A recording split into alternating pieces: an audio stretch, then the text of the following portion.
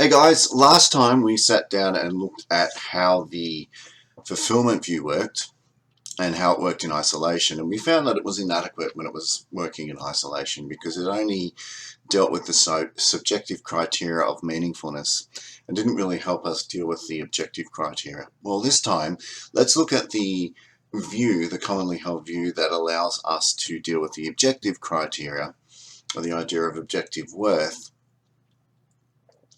and look at how it works in isolation. And I think we're going to find that, again, it's necessary but not sufficient, right? So after we do that, we might want to consider getting the fulfillment view to interact with this view and see if we come up with a better outcome.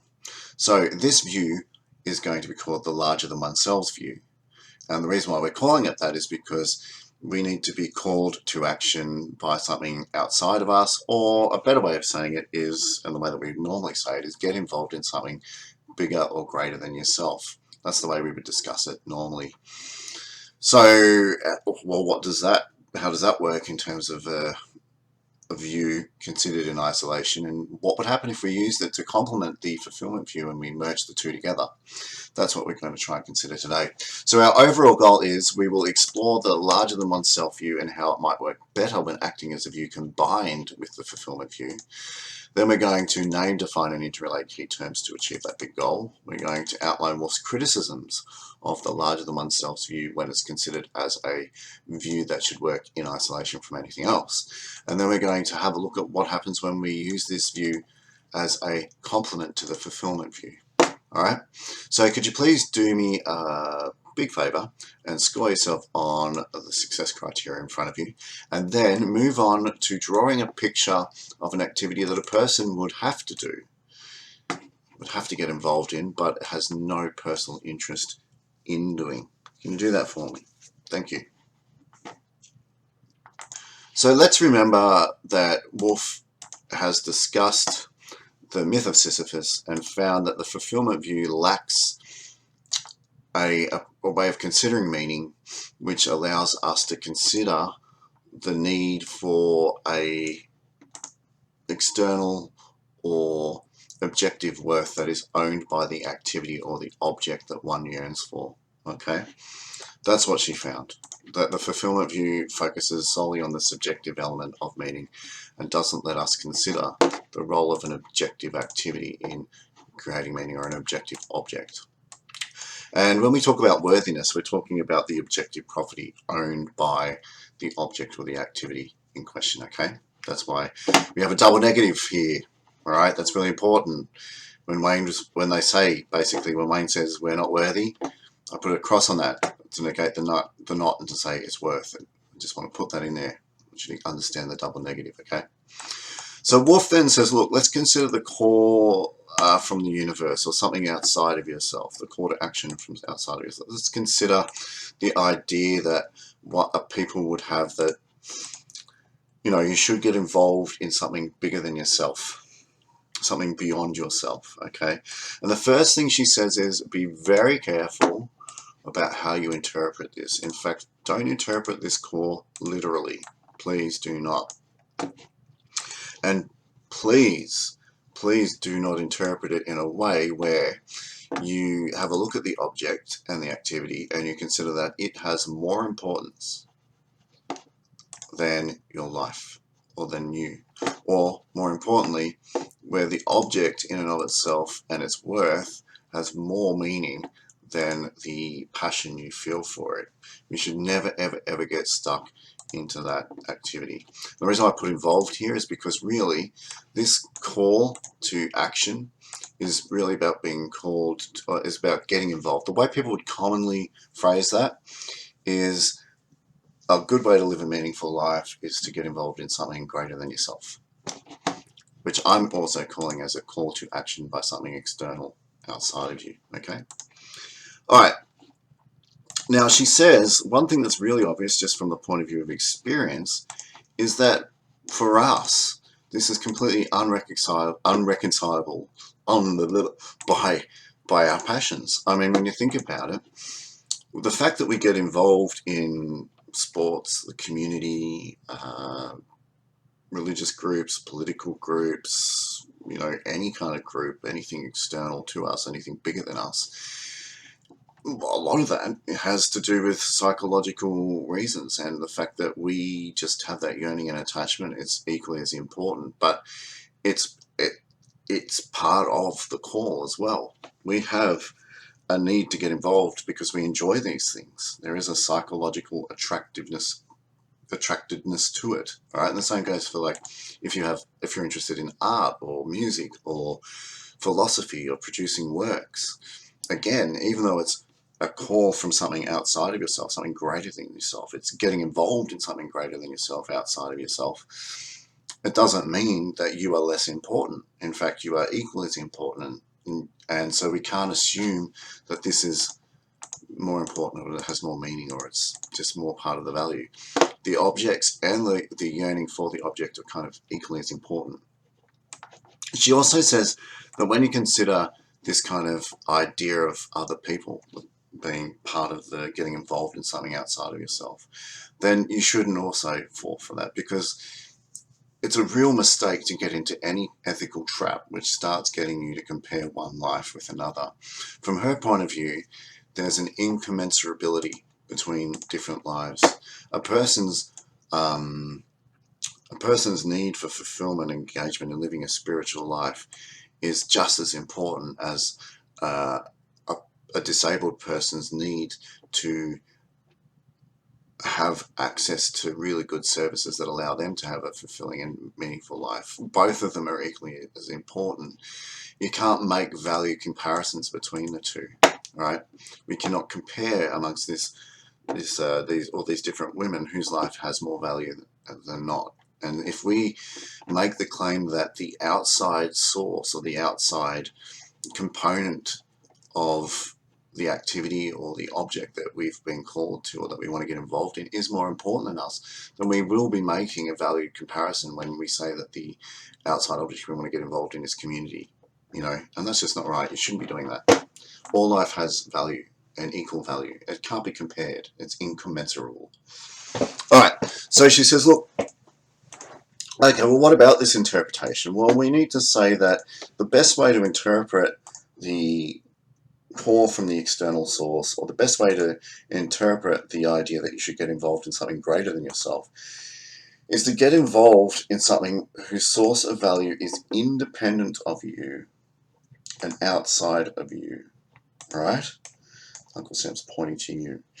But that's really important. The real way to interpret this is it's not about pursuing something that has more meaning or worth than you. Never interpret it like that, ever. Don't interpret community as having more value than you, because life is incommensurable. The best way you should really interpret this, and the most constructive way, is to say, get involved in something which has a value that comes from a source that is independent of you, and it's outside of you, okay? So really, there are two criteria that need to be met to live a meaningful life. The first, of course, is the subjective fulfillment view, that yearning for, that attracted nature you have, right? Fulfillment satisfies the subjective criteria that she developed when she was conceiving what meaningfulness is. And the second, well, that's of course about the objective nature of the activity. And I'm going to be really clear. Again, the call has to come from an external source, and it has to come from an independent source outside of you, or the value has to come from there. Or more importantly, let's just say this, the worth has to come from an external independent source. Now, the problem is that you shouldn't really consider the subjective component of meaning in isolation from the subjective component. In fact, you think about them working together, all right?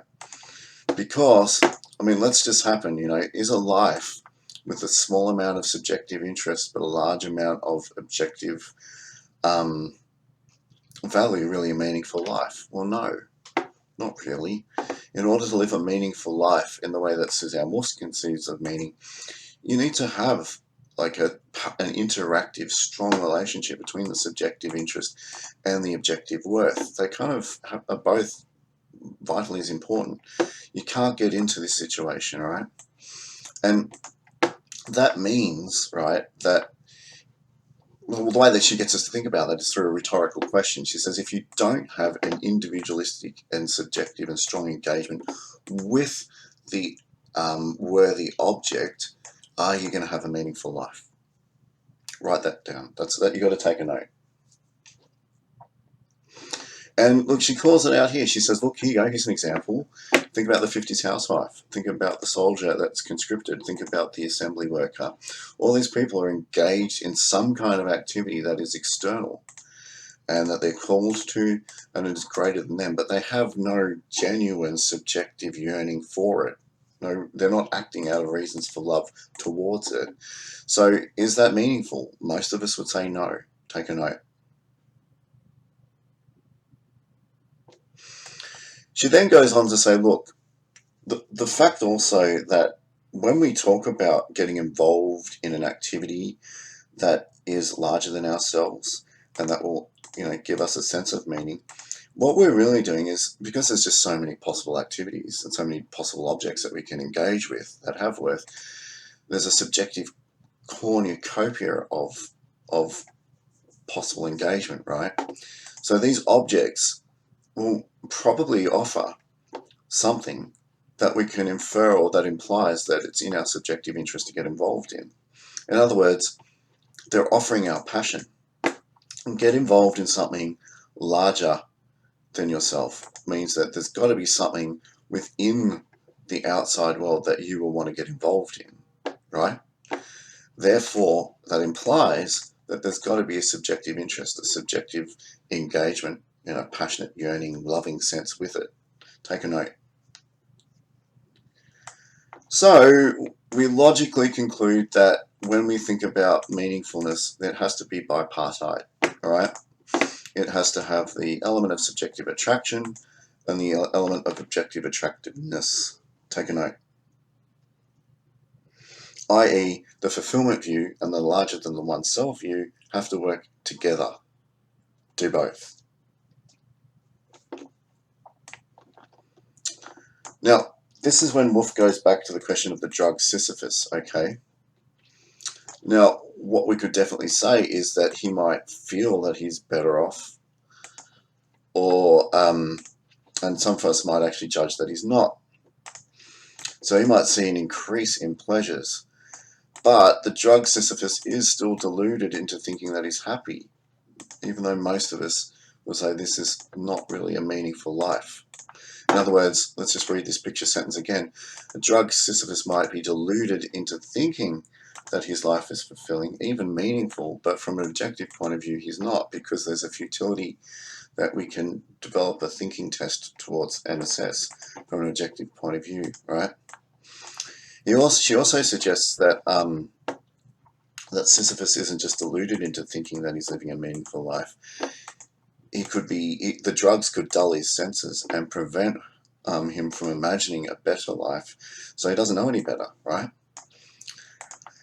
And he can't really, because he doesn't know any better, he can't really understand that what he's doing is a futile action, because he just can't process it. Now, from Wolf's point of view, she wants to explore the first explanation of Sisyphus, okay? She wants to explore this idea that he's deluded into thinking that this is a meaningful life, even though it isn't. And what she says, again, is that from this point of view, the fulfillment view needs to complement, whereas it requires an interaction with a worthy object whose source of worth comes from an external independent source. In other words, she's saying the idea that Sisyphus can be deluded into thinking that his life is meaningful, even though we know that it is not from an objective point of view, right? That concept proves that fulfillment needs to or requires an interaction with a objectively worthy source, okay? Because personal fulfillment has something missing. It also requires the objective worthy object, okay? The fulfillment view misses. It misses out on the objective component. which we've said again and again and again, but she's just trying to point it out again. She's just recapping, okay? So let's go back to our success criteria. We named and defined and interrelated key terms.